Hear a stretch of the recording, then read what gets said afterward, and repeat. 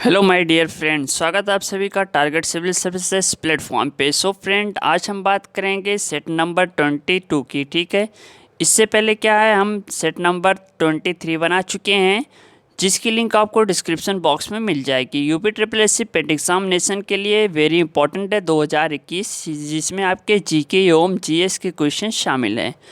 Friend, अगर आपका पेट exam clear होगा तभी आप लेखपाल या वीडियो या फिर यूपी से रिलेटेड कोई भी वैकेंसी में अप्लाई कर सकते हैं। सो वीडियो को पूरा वॉच करिएगा, क्योंकि हम व्याख्या के साथ बताएंगे और डिटेल को ज़रूर सुनिएगा। तो चलिए देखते हैं आज का पहला क्वेश्चन। जो नए व्यूअर्स हैं वो ज़्यादातर ध्यान देंगे। सो फर्स्ट क्वेश्चन है, निम्नलिखित में से कौन सा शैलकृत स्थापत्य का उदाहरण है। ठीक है, यहाँ पे डायरेक्ट बात हो रही है, स्थापत्य का उदाहरण है। ये सारे पेट एग्ज़ाम के लिए वेरी इंपॉर्टेंट है। जो भी नए व्यूअर्स हैं वो हमारे यूट्यूब चैनल को सब्सक्राइब करेंगे और नोटिफिकेशन बेल को ऑन करेंगे। ओके, सो यहाँ पे राइट ऑप्शन होगा ऑप्शन सी, यानी कैलाश मंदिर के बारे में बात हो रही है। अब आप भाई ये समझते हैं थोड़ा, यानी एलोरा गुफा का गुफा नंबर 16 कैलाश मंदिर के नाम से जाना जाता है। इसमें क्या है, शिव की नृत्य मुद्रा में मूर्तियाँ हैं। यह मंदिर शैलकृत स्थापत्य का सर्वोत्तम उदाहरण है। ठीक है, यानी किसको, कैलाश मंदिर को। ऑप्शन सी से राइट होगा वहाँ पे। ठीक है, शैलकृत स्थापत्य के लिए। चलिए नेक्स्ट क्वेश्चन देखते हैं। निम्नलिखित अभिलेखों में से किस लेख में अशोक का नाम उल्लिखित है। ठीक है, तो यहाँ पे राइट ऑप्शन होगा ऑप्शन डी, यानी मास्की का लघु शिलालेख। अब इसके बारे में हम बात करें तो अशोक का नाम मास्की लघु शिलालेख के अतिरिक्त गुर्जरा, निटोर, उद्गोलम में भी मिलता है। सबसे पहले 1837 ईस्वी में जेम्स प्रिंसेप्स ने अशोक के अभिलेखों को पढ़ा। ठीक है, लेकिन वो भी क्लियर नहीं कर पाया था। फिर भी ये माना जा रहा है कि जेम्स प्रिंसेप्स ने अशोक के अभिलेखों को पढ़ा था। चलिए नेक्स्ट क्वेश्चन देखते हैं। जवाबित का संबंध किससे था। देखिए यहाँ पे डायरेक्ट बात हो रही है जवाबित के बारे में।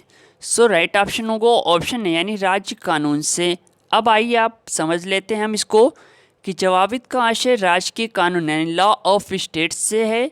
जब कोई शासक देश, काल, परिस्थिति के अनुसार प्रशासनिक सुविधाओं के लिए कोई कानून बनाता है तो वह कानून जवाबित कहलाता है। ठीक है, यहाँ तक सबको बात समझ में आ रही मेरी। चलिए नेक्स्ट क्वेश्चन देखते हैं। निम्नलिखित में से कौन सा जनसंख्या की जननांकीय विशेषताओं का हिस्सा नहीं है। देखिए यहाँ पे नहीं शब्द लगा हुआ है।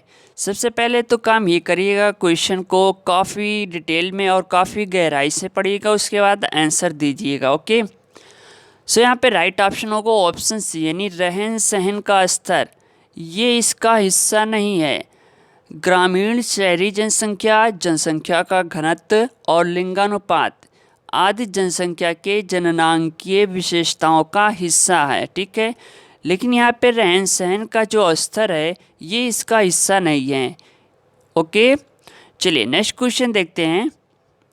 ट्रेड यूनियन क्रांतिकारी का समय था। जी हाँ, यहाँ पे बात हो रही है ट्रेड यूनियन क्रांतिकारी के समय के बारे में। चलिए, सो यहाँ पे जो राइट ऑप्शन होगा ऑप्शन बी। ठीक है, 1926 के बारे में बात हो रही है। ट्रेड यूनियन आंदोलन का क्रांतिकारी चरण यानी 1926 से ये 1939 तक माना जा सकता है। यद्यपि 1920 में एन.एम. जोशी, जोसेफ बप्टिस्टा तथा लाला लाजपत राय के प्रयासों से अखिल भारतीय ट्रेड यूनियन कांग्रेस की स्थापना हुई। इसको समझना बहुत ही ज़रूरी है। ओके, चलिए नेक्स्ट क्वेश्चन देखते हैं। भारत में पहली रेलवे लाइन किस ब्रिटिश गवर्नर के समय बिछाई गई। तो यहाँ पे राइट ऑप्शन होगा ऑप्शन ए, यानी डलहौजी, लॉर्ड डलहौजी के बारे में बात हो रही है। भारत में प्रथम railway line British governor general Lord Dalhousie के समय बिछाई गई। बम्बई से थाने तक यानी 1853 में। डेट याद रखिएगा, डेट भी पूछता है इसमें। ठीक है, प्रथम रेल भारत में चली थी। ओके, चलिए अगला क्वेश्चन है। बिरसा मुंडा का कार्य क्षेत्र कौन सा था। अब देखिए यहाँ पे राइट ऑप्शन होगा ऑप्शन बी, यानी रांची। अगर हम बात करें तो बिरसा मुंडा का कार्यक्षेत्र रांची से लेकर भागलपुर तक था। बिरसा मुंडा ने अपने क्षेत्र में जनजातीय लोगों को एक करने के लिए ये नारा दिया कि ठाकुर भगवान ने उसे दूत बनाकर भेजा है ताकि लोगों को अंग्रेज़ों के बंधन से मुक्त करा सके। इसमें हमें आप सब लोगों का सहयोग चाहिए। बिरसा मुंडा आंदोलन को दबाने के लिए अंग्रेज़ों ने सैनिक शक्ति का प्रयोग किया। 1899 में बिरसा मुंडा को पकड़ा गया तथा जेल में उसकी मृत्यु हो गई। ओके, चलिए अगला क्वेश्चन है, भारतीय संविधान के संशोधन के लिए विधेयक लाया जा सकता है। अब देखिए यहाँ पे राइट ऑप्शन होगा ऑप्शन सी, यानी दोनों में, लोकसभा और राज्यसभा दोनों में। भारतीय संविधान के अनुच्छेद 368 ठीक है के तहत संविधान में संशोधन का प्रस्ताव संसद के दोनों सदनों में से किसी में भी लाया जा सकता है।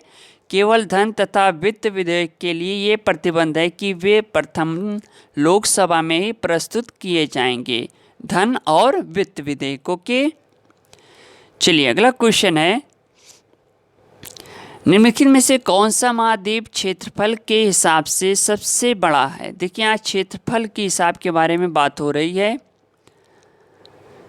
सो यहाँ पे राइट ऑप्शन होगा ऑप्शन बी, यानी Africa is the right option. ठीक है, चलिए अगला क्वेश्चन देखते हैं, कौन सी महत्वपूर्ण घटना जलियांवाला बाग के तुरंत पूर्व घटी। सो यहाँ पे राइट ऑप्शन होगा ऑप्शन बी, यानी रॉलेट एक्ट का बनना। अगर हम बात करें तो जलियांवाला बाग हत्याकांड आपको मालूम होगा 13 अप्रैल 1919 को हुआ। इससे ठीक पहले रॉलेट एक्ट अप्रैल 1919 में आया, जबकि असहयोग आंदोलन का समय 1920 से 21 था तथा सांप्रदायिक अवार्ड 1932। ठीक है, देखिए मैं इस करने के लिए आता हूँ 1932 में। साइमन कमीशन का समय जो था वो 1927। ठीक है, तो 1927 डेट वेरी इंपॉर्टेंट है। चलिए अगला क्वेश्चन है, भारत में नारी आंदोलन इनकी प्रेरणा से प्रारंभ हुआ। सो यहाँ पे राइट ऑप्शन होगा ऑप्शन डी, ज्योतिबा फुले से राइट ऑप्शन। देखिए नोट करते चलिएगा तभी काम आएगा। ठीक है, अगर आप नोट नहीं करेंगे तो आपका पेट एग्ज़ाम क्लियर नहीं होगा। यहाँ से आपके पेट एग्ज़ाम की ही तैयारी कराई जा रही है। जो भी पीसीएस की तैयारी करना चाहते हैं वो हमारे नीचे डिस्क्रिप्शन बॉक्स में जाएंगे, जहाँ पे लिंक दिया हुआ है यूपी पीसीएस की, वहाँ पे हम वीडियो आपको प्रोवाइड करा रहे हैं। आप वहाँ पे जाकर विजिट कर सकते हैं और कंप्लीट स्टडी कर सकते हैं। चलिए नेक्स्ट क्वेश्चन देखते हैं, निम्नलिखित में से कौन सही है। सो यहाँ पे राइट ऑप्शन होगा ऑप्शन बी, यानी भूमध्य क्षेत्र गरज से वर्षा। यानी अगर हम बात करें तो विषुवतीय क्षेत्रों में मध्याह्न में लगभग सदैव बारिश होती रहती है। ऐसा इसलिए होता है कि ये क्षेत्र भूमध्य रेखा पर स्थित होने के कारण सदैव गर्म रहते हैं तथा समुद्र के पास स्थित होने के कारण गर्मी में वाष्पन होता रहता है और मध्याह्न में बारिश होती है। तो option B is the right option. Okay, so next question है, तिब्बत में मानसरोवर झील के पास नदी का स्रोत है वो है। सो राइट ऑप्शन होगा ऑप्शन डी, यानी ब्रह्मपुत्र, सतलज और सिंधु। समझ गए, तो ये तीनों क्या है वहीं से निकलती हैं। चलिए अगला क्वेश्चन है, पूर्वी समुद्र की सोमनी का नाम क्या है। तो यहाँ पे राइट ऑप्शन होगा ऑप्शन ए, यानी श्रीलंका को सोमनी के नाम से जाना जाता है। ये आपको मालूम होना चाहिए। ठीक है, चलिए सो नेक्स्ट क्वेश्चन देखते हैं, ललित किसकी एक किस्म है। सो यहाँ पे राइट ऑप्शन होगा ऑप्शन बी, यानी अमरूद की। ललित अमरूद की उन्नत किस्म का नाम है। अमरूद की अन्य किस्में जैसे बर्ग, बुरैट तथा माटोस। ठीक है, बर्ग, बुरैट तथा माटोस, ये 3 नाम भी याद रखिएगा क्योंकि किस्म के बारे में एक क्वेश्चन तो ज़रूर आपसे पूछता ही है। सो नेक्स्ट क्वेश्चन देखते हैं फ्रेंड, जनहित याचिका की शुरुआत किसके द्वारा की गई।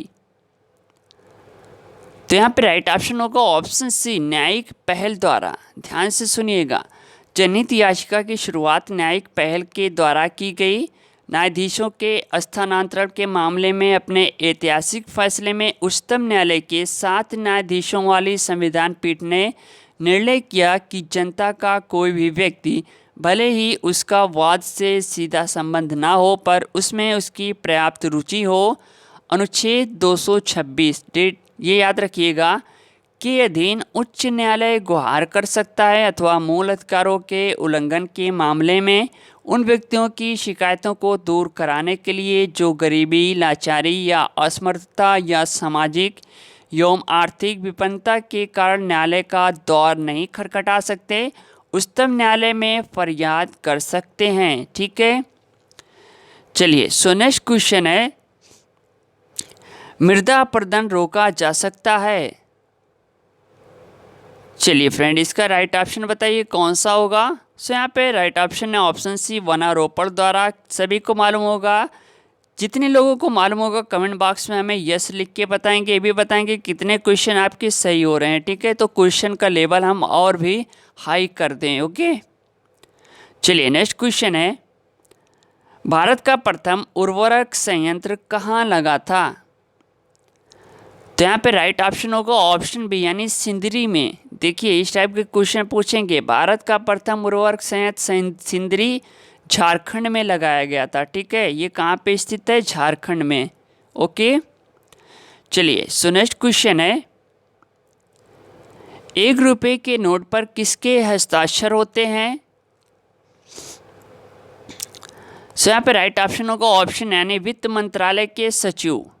1 रुपये के नोट पर वित्त मंत्रालय के सचिव के हस्ताक्षर होते हैं तथा 1 रुपये के सिक्के, नोटों, छोटे सिक्कों को छोड़कर भारत में विभिन्न मूल वर्ग यानी वेरियस डिनोमिनेशन के नोट जारी करने का एकाधिकार रिजर्व बैंक को ही प्राप्त है। समझ रहे हैं? चलिए अगला क्वेश्चन है, हाइड्रोजन को जलाने से क्या बनेगा? देखिए बड़ा मज़ेदार क्वेश्चन है। ठीक है, हाइड्रोजन को जलाने से क्या बनेगा? सो यहाँ पे राइट ऑप्शन होगा ऑप्शन डी यानी पानी। अब आइए इसको थोड़ा हम समझते हैं। हाइड्रोजन ऑक्सीजन से अपक्रिया करके जल बनाता है।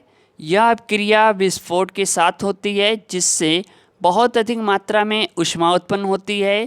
समान द्रव्यमान होने पर अन्य ईंधनों की तुलना में हाइड्रोजन का दहन अधिकतम ऊष्मा उत्पन्न करता है, यानी जलने पर हाइड्रोजन जल बनता है जो प्रदूषण उत्पन्न नहीं करता। सो फ्रेंड, ये रही वीडियो को ज़्यादा से ज़्यादा शेयर करो अपने दोस्तों के साथ। जो हाँ नए व्यूवर्स हैं वो हमारे चैनल को सब्सक्राइब ज़रूर करेंगे और लाइक करना, और नीचे कमेंट बॉक्स में हमें कमेंट करके ये बताना कितने क्वेश्चन आपके सही हुए। मिलते हैं हम नेक्स्ट वीडियो के साथ। Okay, thanks, best of luck, thank you, धन्यवाद, जय हिंद, जय भारत।